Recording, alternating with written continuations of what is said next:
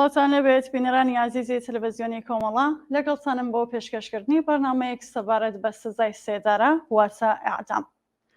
بابەتی ئیعدام وەک سزایەکی دژە ئینسانی لە ئێستادا باسێکی گەرمە لە دنیا ئێستادا و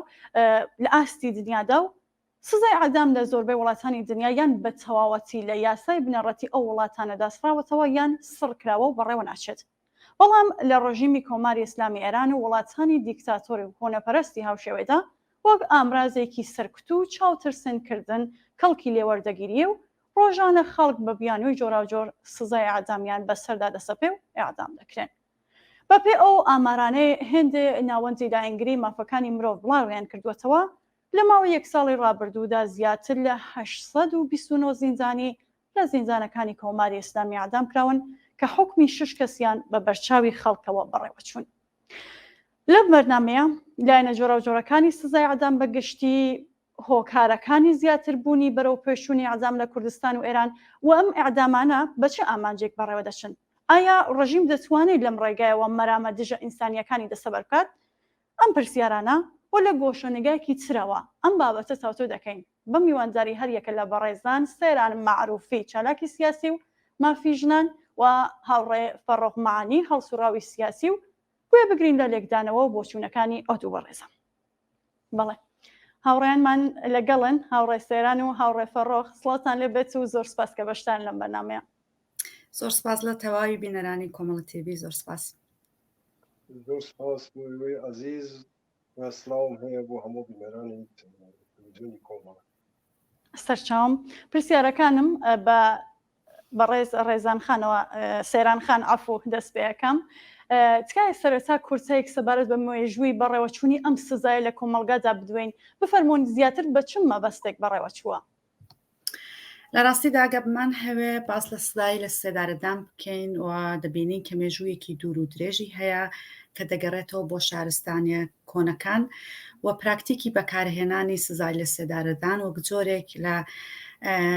وەک جۆرێک بۆ سەرکوتکردن یان وەکو بە بەبەستی تۆڵە سەندنەوە لەو کەسانەی کە تاوانێکیان لە کۆمەلگادا بە پێی قانونی ئەو کۆمەلگا تاوانێکیان جێبەجێ کردووە یان تاوانێکیان کردووە بۆ مەبەستە بەکارهێنراوە. ئێمە ئەگە بمان هەوێ باز لە سزای سێدارەدان بکەین دەتوانین بگەڕێنەوە حتا بۆ کولتورە کۆنەکان وەکو کولتوری بابل، کولتوری چین و میسر و یۆنان کە سزای لە سێدارەدان بۆ چەندین تاوانی جۆرا و جۆر بەکاردەهێنرا،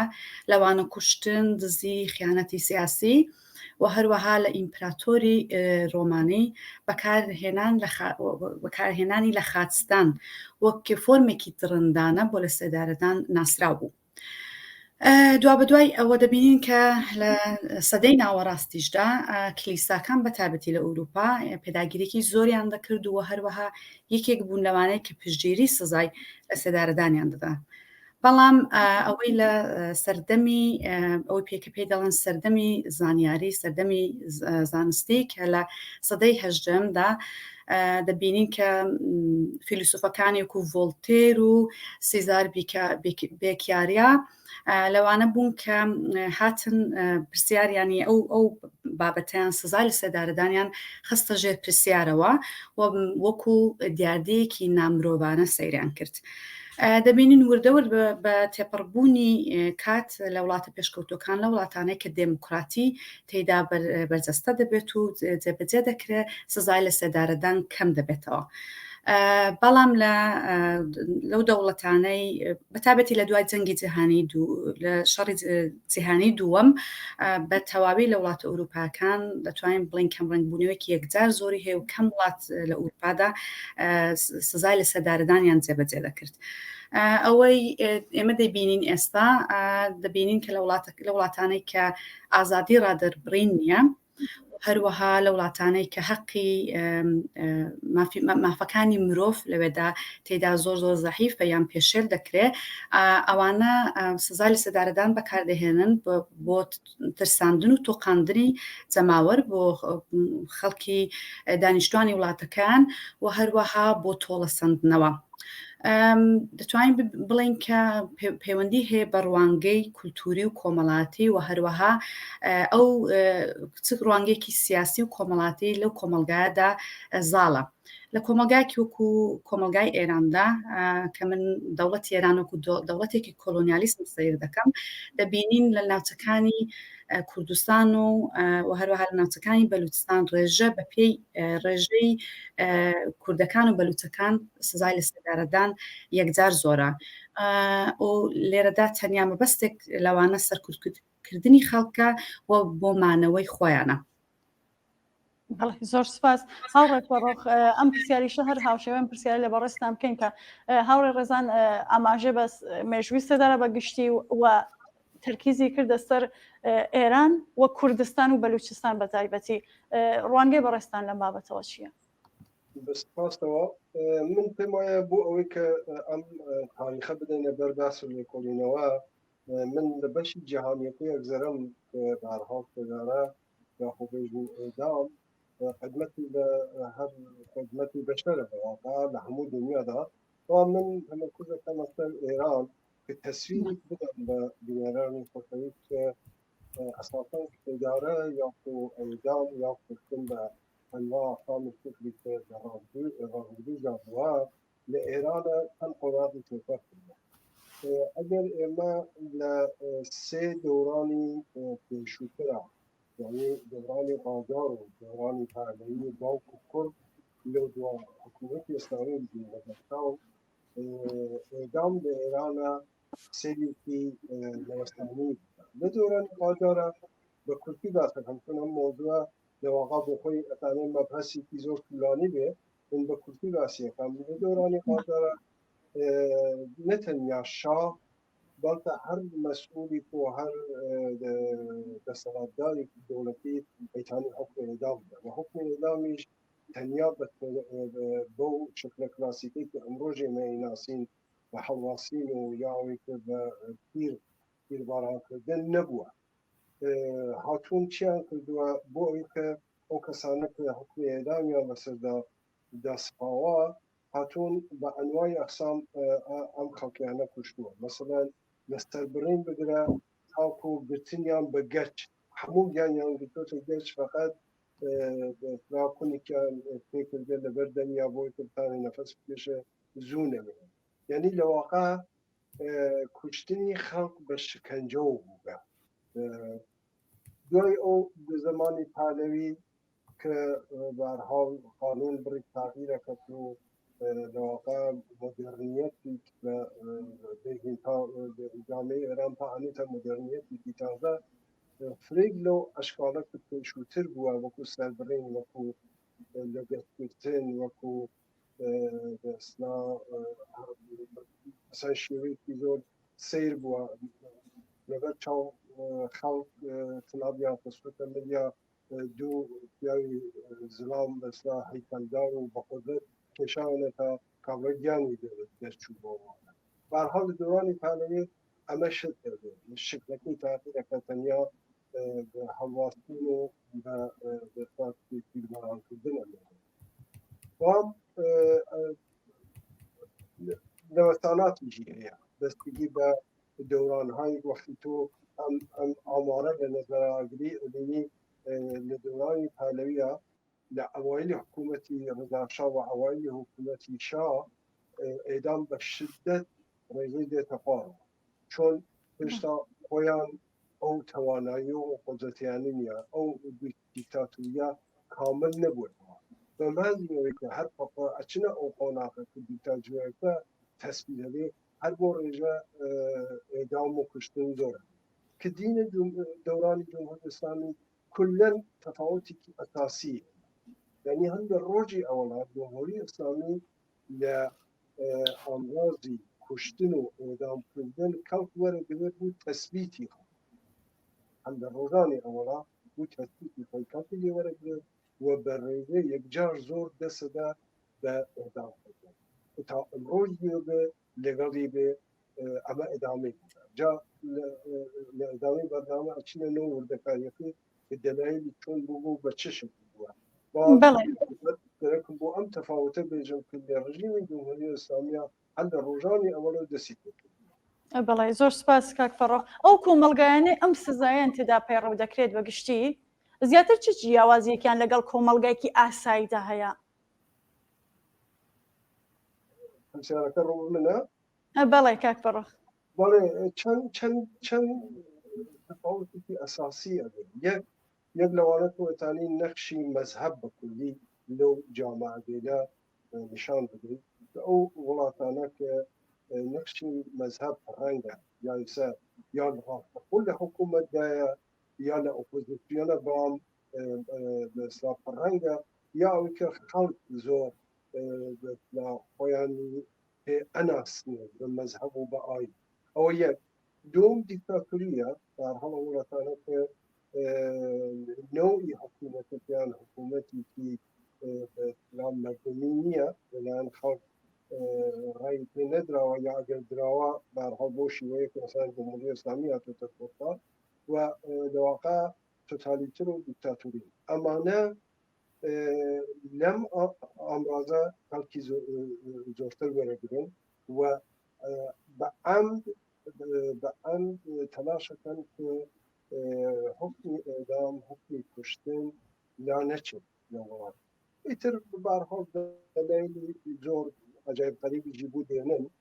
لە دنیای ئەمڕۆژدا کەس قبولی نییە بەڵامی تر ئەوان دەلایلی مەذهبی بگرە دەلایلی ئیسلاح قەزایی بگرە ئەوانەی بۆ دێنی کوشتەکە ڕۆمەتێکی مەدەنی پێدەن. بەڵێ زۆر سپاس. دێمەوە لای هاوڕێ سەیران. هاوڕێ سەیران ئادام کردارێکە کە بە شێوەی ئەنقەست و ئاگاهانە لەبەر کردارێک خەتایەک یان ڕووداوێکی نەخوازرا و بەسەر کەسێکدا دەستە پێ ژیانی لێ دەسەندرێنێتەوە لە ڕوانگەی مافی مرۆڤ و یاساکانی لایەنگری مافی مرۆڤەوە تا چەند ڕواوە و ڕەوایە واتە ئەم سزای ئەعدامەوە ڕێگە پێدراوە. بەڵێ ئێمەگە چاولەکەین لە مافەکانی یعنی ئەو ڕێکخراوانەی مافی مرۆڤ و هەروەها و جێگانی پەیوەندیدار بە مافی مرۆڤ بە هیچ شێوەیەک سزای لە سەدارەدانیان قبول نییە و هەروەها ڕەتی دەکەنەوە و هەوڵی دایمیشیان ئەوەیە کە بتوان ئەو سزای لە سەدارەدان لە تەواوی دنیا هەڵبوەشێنەوە بە چەند هۆکارێک. یەکێکیان لەبەرەوەی تۆ حەقی ژیان ساندن لە کەسێکی دیکەریانی تۆ وەکو دەسەڵاتدار لە کۆمەڵگادا وەکو حکوومەتە تۆ حەقی ژیان لە کەسێک دەستێنیەوە ئەوە بەپێی زانامای مافی مرۆڤ دروست نییە و هەروەها لەبەر ئەوەش کە تۆ زۆر کەس هەیە بە نادات پەروەری حەقی لە هەرچەند پێم وانە هیچ کەسێک داد پەروەرانە دەتوانێت ژیان لێ بستێنرێ هیچ کەس ینی مافی ئەوەی نێژیان لە کەسێکی دیکە بستێنێ بەڵام با بڵین لە پرۆسەسی دادگایەکی نادات پەروەرانەدا ئەتۆ محکوم دەکرێت بەپێی قانونێک کە دەتوانێت و قانونە بۆ سەرکوتکردنی نەتەوەیەک یان بۆ سەرکوتکردنی گروپێک یان لایەنێک ئەو قانونانە دروستکرابێیان بۆ سەرکوتکردنی کۆمەلگا دروستکرابێ و هەروەها ئەتۆ کاتێکە و لە سەدارەدان لە سەدارەدانەکە ڕوویدا شانسی ئەوەی کە تۆ بتوانی بگەڕێەوە بۆ دواوە و یانی ئەگەر بزانیت بە هەڵە کەسێک محکوم کراوە و سزای لە سەدارەدانی بەسەردا سەپێنراوە ناتوانین بگەڕێەوە بۆ دوایە. لە هەمان کاتیژدا ئێمە دەبینین ڕێکخراوەکانی مافی مرۆڤ لە دنیا و هەروەها هەم ڕێکخراوی لێبوردنی نێونەتەوەی و هەروەها هومن رایتس واچ لە دنیا و هەروەها ڕێکخراوی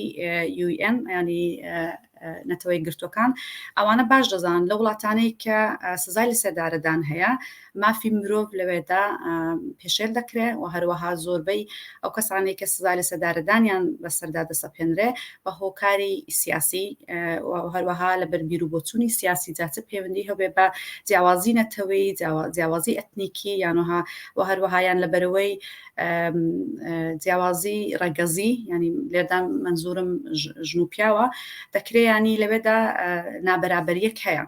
بۆیە ڕێکخراوەکانی مافی مرۆڤ بەگشتی لە دنیادا هەوڵێکی چڕوپڕ دەدەن لەوەی کە ئەو سزایە هەڵوەشێنەوە. بەڵام بەداخەوە لەو دەوڵەتانەی کە سزای لە سێدارەداندا تێیدا بە شێوەیەکی بەرفراوان جێبەجێ دەکرێت، وەکو پێشتر باسم کرد، چین بە ڕێژەی یەکەم، ئێران و زۆر دەوڵەتی دیکەش، ئەوانە هیچ خۆیان بە پابەندی مافی مرۆڤ نازانن و هەروەها پیان وایە حەقیڕەوای ئەوانە کە حکمی سزای سێدارەدان بۆ مانەوەی خۆیان و بۆ مانەوەی دەسەڵاتی خۆیان بەڕێوە برن. بۆیە بەپێی هیچێک لە جارنامەی مافی مرۆڤیان لە بەپێی ئەو مافی مرۆڤی نێودەوڵەتی سزای لە سەدارەدان هیچ ناتوانیانی بەڕەوای بزانی. بەڵێ زۆر سپاس هاوڕێسەران. ئەڕۆمەوە لای کاکفەڕۆخ لەم سەردەمەدا سزای عەدام زیاتر بەسەر کەسانی سیاسی و نەیاری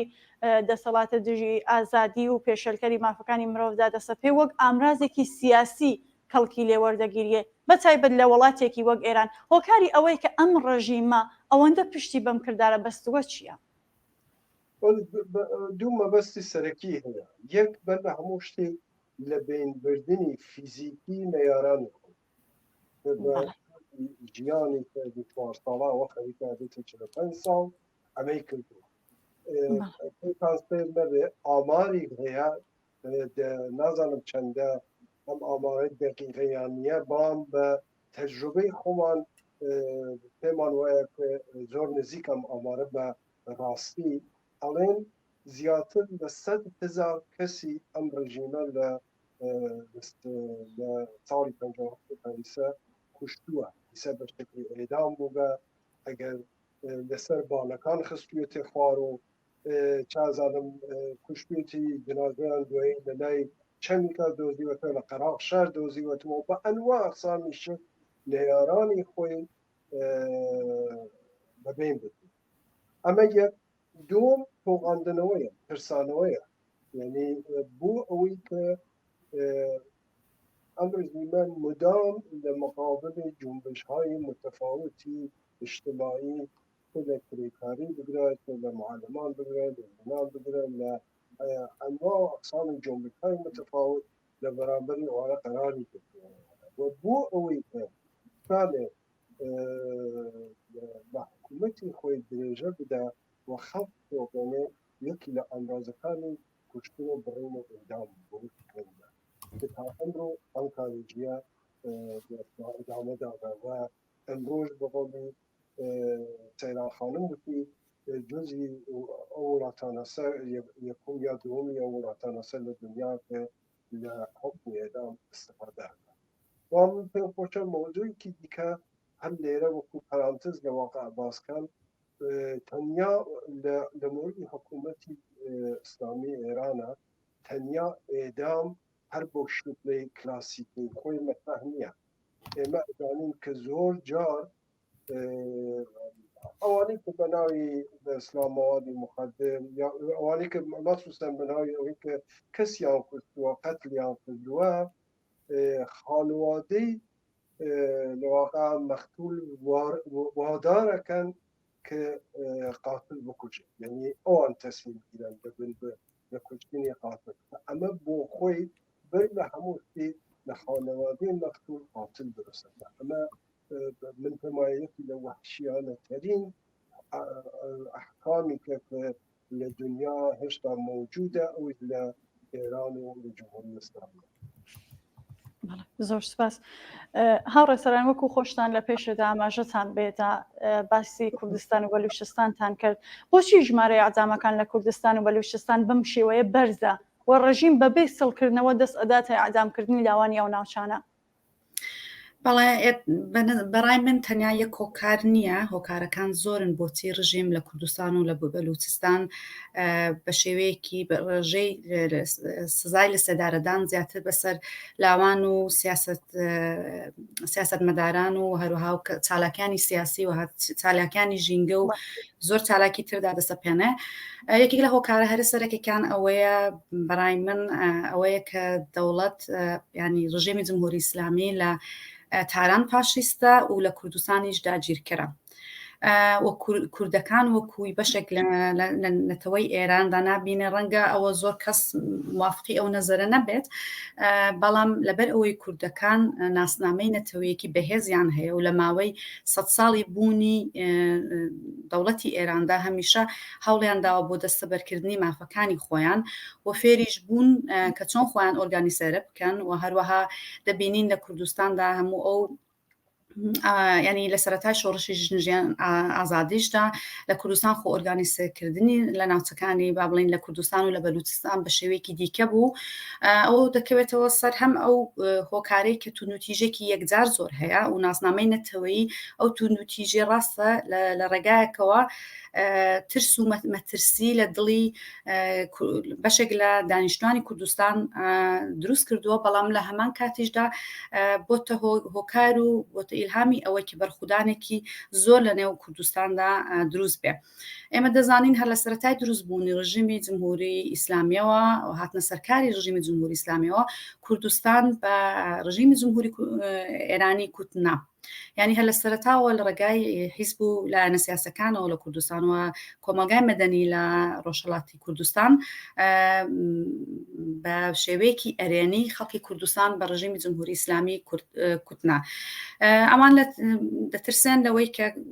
باسی ئەومان کرد کوتمان ئۆپسیۆنی کوردی شەرچەند ئۆپسیۆنی ئێرانی بەڕاستی بەگشتی زۆر ئۆپسیۆنێکی لاوازە بەداخەوە بەڵام مان هەوێنەمان هەوێ ئۆپسیۆنی کوردی تا ڕادەیە قویترە ینی یەکگرتووترە ینی دیارترە تا لە ناوچەکانی دیکەی ئێراندا.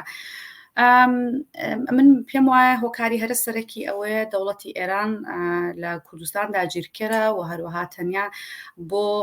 زوڵم لێکردن و توندوتیژی و تاڵانکردنی کوردستان لەوەیە لە هۆکارەکان دیکەوەیە بەرخودان و چالاکی لە کوردستان دەبینی لەلایەکی دیکەوە کورد و بەلوچەکان لە ئێران سەلماندویانە کە خۆراگرن و توانای دەربڕینی دژایەتی خۆیان لەگەڵ ڕژیم هەیە سەرەڕای ئەو هەموو مەترسیانە کە ڕۆژانە لە سەریانە. حاڵەتی چالاکی و ناڕەزایەتی کورد لە ناوخۆ و دەرەوەی وڵات هەبوو هەروەها دەبینین کە کاتێک لە ماوەی شۆڕشی ژنجیان ئازادیش ئەو جۆرەی چۆنیان بەرپێچی خۆپێشاندەران دەدا لە تاران و چۆنیان بەرپێچی خۆپێشاندەران دەدا لە سنە و لە کرماشان و لە شارەکانی دیکەی کوردستان یا لە بەلوچستان جیاوازی هەبوو بۆیە تێڕوانینی ڕژیمی جمهوری ئیسلامی ئێران تێڕوانینێکی کۆلۆنیالیستە بۆ کوردستان بەڕای من ئەوە هۆکاری هەرە سەرەکیە. زۆر سوپاس هاوڕێسەڵان ئەگەرمەوە لای کاک فەڕۆخ خۆتان ئاماژەتان یەکێک بە هۆکارەکان چاوترسنکردن کە ڕژیمی کۆماری ئیسلامی زۆر جار بۆ چاوترسنکردنی جەماوەری ناڕازی خەڵکیێران بەم شێوەیە دەسەداتە ئەدامکردنی لاوانی کوردستان تا ئێستا ئامانجەی ڕژیم باکام گەیشتووە یان بە پێشەوانە بە دژی خۆی کەوتوێتەوە؟ هەم ئەری هەم نا بە نەزەری من هەم ئەری و هەم نا لەو قسمەتە کە توانیتی ئەو بێژین قیامگەیلە یا شۆڕشتێری کە هەیە حاضر لەسەر شەقام هەنوو دێن و وەکو ژنگیان ئازادی وەکو وڵاتی ژنگیان ئازادی کە لەسەر شەقام بوو چەند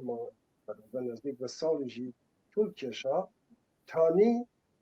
تا حدودێکی معەن ئەم قیامە لەسەر شەقام نابەرێ هەر بۆ تۆقاندن و ترساندنی خەڵکەوانە ئەمە شەکیتیان بەڵام لێرە کە ئێزم هەم ئەری هەمنا نەعەکەی بەم معنایە کە تۆ ئەم برینە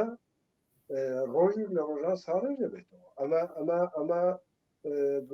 دژایەتی خەشمی نفرەتی لەنەوە خەڵکە دروستەکە کە لە قیامی بعدیا لە هەستانەوەی بعدیا زۆر زۆر تونتر و بەربڵاوتر لە بەرامبەر ڕژیمە قەرار دەبێت خەڵک لە بەرامبەر ڕژیمە قەرار دەبێت توڵێ ئەوە سێنێ ئەوە نییە کە بۆ هەمیشە بتانێ خەڵک بترسنێ و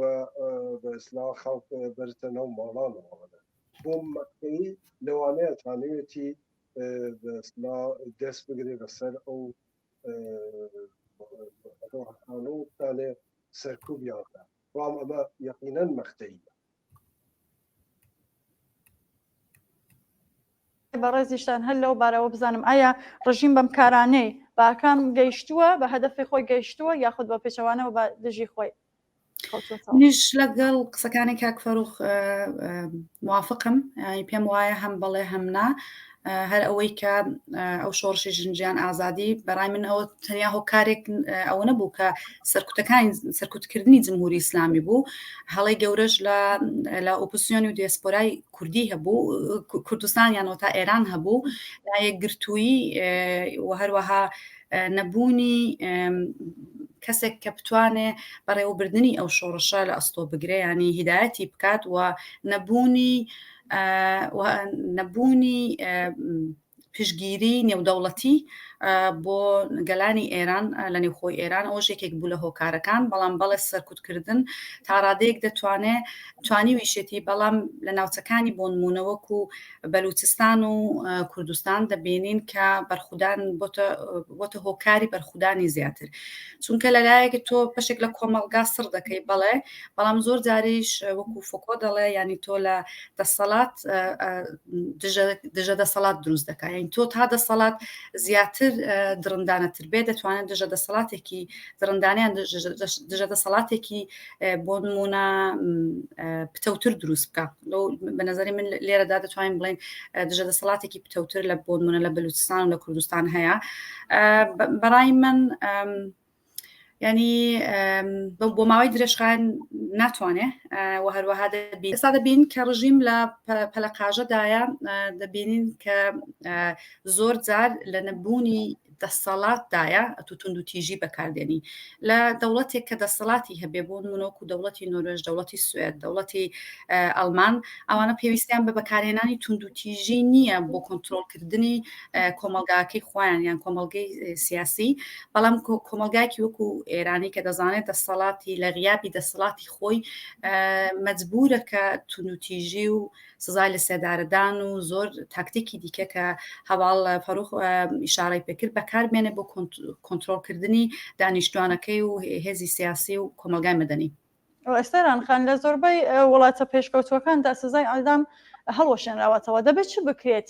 تا لە کۆمەلگای ئێرانیش بتوانێت ڕژیم ناچار بکات یاسای سزای ئەعدام بەگشتی هەڵوەشێنێتەوە؟ ئەمن بۆ خۆم بەش بەحاڵی خۆم باوەڕم بەر فۆرم نییە لە نێو جمهوری ئیسلامی، پێمابی لە ماوەی 40 ساڵی بەسەڵاتی خۆی نیشانیان داوە کە ئەوان توانای ریفۆرمدان و چاکسازیان نێ لە نێو کۆمەلگای ئێرانی،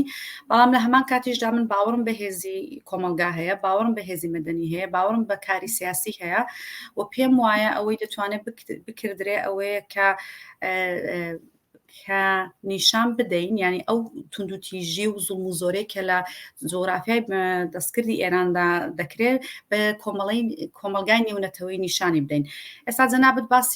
باسیەوە لێپرسیم کە بۆچی لە کوردستان و بەلوچستان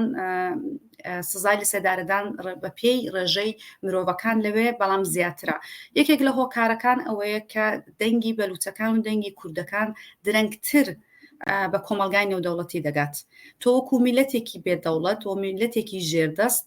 لە نێو چوارچەوەی جۆگرافیای ئێران دەنگی درەنگتر بە کۆمەلگای نێودەوڵەتی دەگات و ئیدەنتیتێتی تۆ ناسنامەی تۆ وەکو کورد و بەلوچ ئیدەنتیتێتێکی ئالۆسترە. تۆگە وەکو ئێرانی خۆت بناسێنی یان وەکو دەوڵەتی باڵادەست وەکو میلەتی باڵادەست خۆت بناسێنی ئاسانتر دەتوانێت سەرنجی نێودەوڵەتی بۆ خۆت دروست بکەیت. بەڕای من یەکێک لە هەرە گرنگترین شتەکان ئەوەیە کە ئێمە یەکگرتوو بین و هەروەها جیاوازی دانەنین چ لە تاران چ لە بەلوچستان چ لە کوردستان لەکوێ ئەو تونند و تیژی و زوڵم و زۆریە بێتە گۆڕێ ئێمە بیخینە بەڕوو. ئێمە دەبینین کە میدیای دیاسپۆرا میدیای دەرەوەی وڵات کە لێرەدا مەبەستم میدیا کوردیەکان نییە، لێرەدا مەبەستم ئەو میدیانەیە کە بە زمانی فارسی دەدوێنەوەکو BBC پەرشیەن و زۆر کەناڵی دیکە، ئەگەر شتێکی چووکە لە تاران ڕووبدا، شتێکی بچووک لە تاران ڕووبدا زۆر زیاتر بە چاوتر نیشان دەدەن هەتا ئەو هەموو زوڵم و زۆرەیە کە لە بەلوچستان و لە کوردستان ڕوو دەدات. لێرەدا دەبینین کە بەداخەوە ڕژیم سەرکەوتوو بووە و هەروەها دەوڵەتنەتەوەی ئێران بەداخەوە سەرکەوتوو بوو لەوەی کە ئەو جیاوازی فەرق و ئەو بیر و بۆچوونە ڕەگەسپەرستیە لە نێو دیاسپۆراش بچێنێت و پەرەی پێبدات. بەڵێ زۆر سپاس. کاک فەڕۆخ،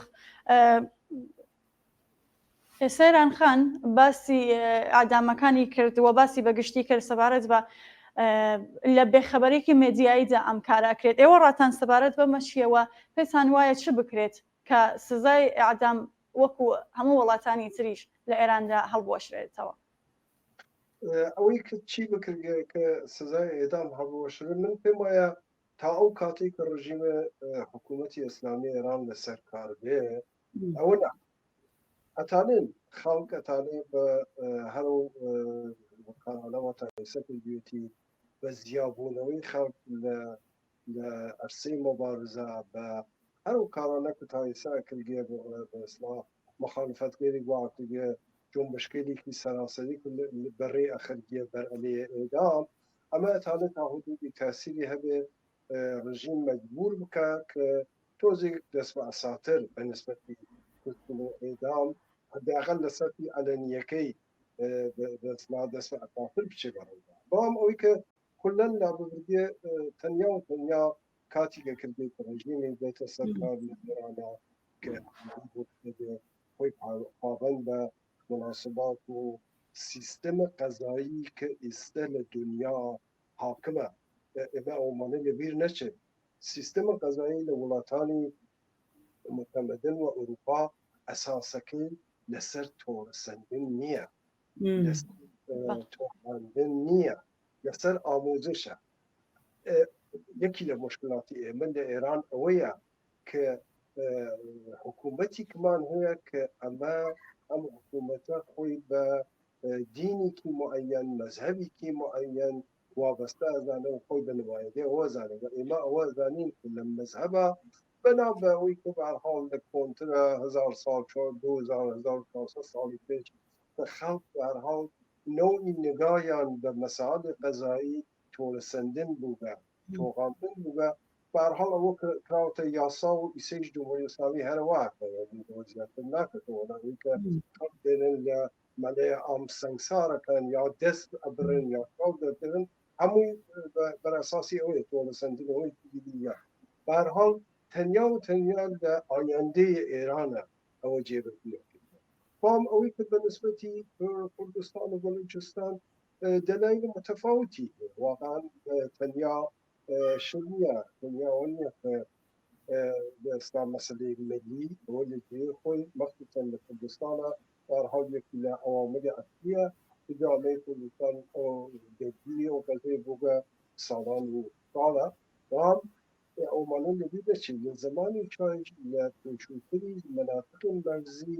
هەمیشە چاودێریکی لەبەر چاودێریکی زۆرتر بووبن بۆ مەرکەز سیستمی ئێران سیستمێکی مەرکەزیە هەمیشە وایە بە نسبەتی هەموو مەسئلەی وایە لە مەرکەز عومدەترە لە مەرکەز ئەساسیترە لە مەرکەز لەبەر چاوترە ئێوە تەماشا بکەن شەڕی ئێران و عێراق 8 ساڵ پوری پێشە تاکو شەڕەکە بە مەناطق مەرکەزی ئێران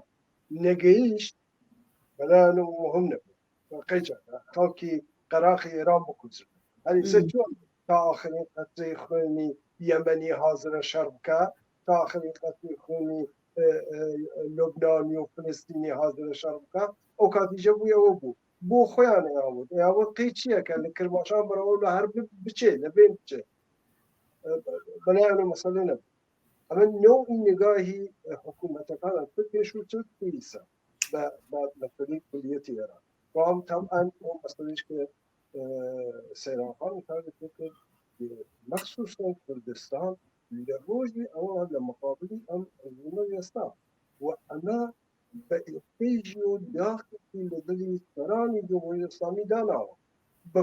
بە گشتی حتا بەوانەی جوان لەگەڵ خۆی کاریان کرد کەوتن لەگەڵ جمهوری ئیسلامی و هەمکاریان لەگەڵ کرد حتا بەوانەی ئێعتمادی نەبوو چۆن ئیتر تازە ئەوەی پێ ثابت کرا بوو کە ئەم خەڵکە بە گشتی لە مقابلی ئەم ڕژیمە ئێستا ومچێکی سەراسەری وەڕێکرد لە کوردستان دۆخی نەبوو ئەم تابقە بوو ئەگەر بێژین بی تابقە. زۆر سپاس کاک فەڕۆخ. دێمەوە لای هاوڕێ سەیرانی وەکو دوا پرسیاریش لەم ساڵانەی دواییدا وەکو لە پێشەکیەکە ئاماژەم پێکرد بەس لە ساڵی 2023 بە ئامارێکی نافەرمیش هەڵبەتە 829 نەفەر بە هۆکاری جۆراوجۆر لە سێدارە دراون. بووە ئیعدامەکان بە شێوەیەکی بەرچاو زیادی کردو ئەمە نیشانەی بەهێزی ڕژیمە یان داماوی و لاوازی. بەڵێ پێم خۆشە پێشتر ئیشارە بە قسە بکەم کە هەواڵ فەرۆخ ئیشارەی پێکرد ئەوەیە کە سیستمی ئێران لەسەر دادپەروەری و لەسەر چاکسازی ینی سیستمی دادپەروەری ئێران لەسەر چاکسازی دروست نەبووە، ینی ئەوان ئامانجیان لە سزادانی هاوڵاتیان لە ئێراندا بۆ چاکسازی نییە، بۆ تۆڵە سندنەوەیەوە بۆ ترساندنە. دوایەوە کە بم هەوێ باس لەسەرەوە بکەم کە ئایا لێرەدا مشتومڕی زۆر هەیە، هێندە کەسپیان وایە لاوازی، هێندێک کەسپیان وایە لە بەهێزیە. من بۆ خۆم پێم وایە ینی بەپێی هێندێک تێۆریش کە بۆ خۆم زۆر جار لەسەریانم خوێندەوە بە تایبەتی و تێۆری کە هانە ئارنت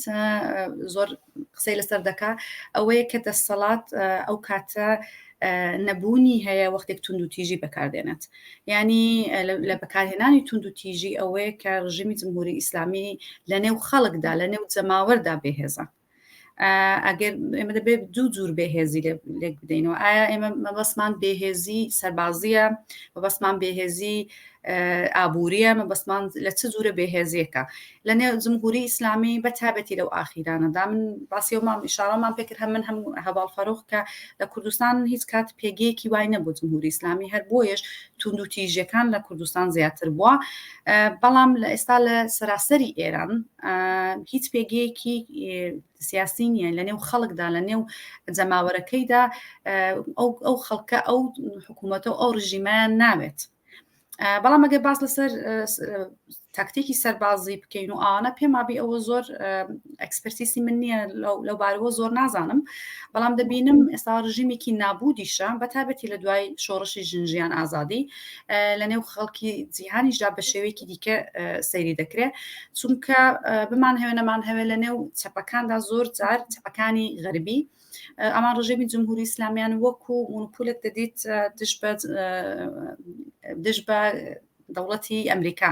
بەڵام ئێستاوانیش بەیان دەرکەوتۆ کە ڕژیمی جمهوری ئیسلامی ڕژیمێکی چاوسێنەرە، ڕژیمێکی سەرکوتکەرە، ڕژیمێکەکە مافی ژنان مافی مرۆڤەکان لەوێدا ڕۆژانە پێشێل دەکرێت و لە ڕوانگەی سیاسی و نێودەوڵەتیەوە ڕژیمێکی لاواسترە و لە نێو جەماوەرەکەی خۆشی پێگەی خۆی لەدەستداوە. زۆر سپاس بۆ بەشداریتان هاوڕێ فەرۆخ معانی و هاوڕێ سەیران معروفی. زۆر سپاس بۆ ئێوەش. زۆر سپاس. دەستان خۆش بێ بۆ بەشداریتان. بەڵێ عەزیزان و بینەرانی خۆشەویست بەم شێوە هاتینە کۆتایی بەرنامەی ئەمڕۆمان کە سەبارەت بوو بە سزای عەدام، سزای لە سێدارەدان. هیوادارین کە کاتان هەبوو بێت و بینەری بەرنامەکەمان بوو بێتن تا بەرنامەیەکی تر ماڵەوە.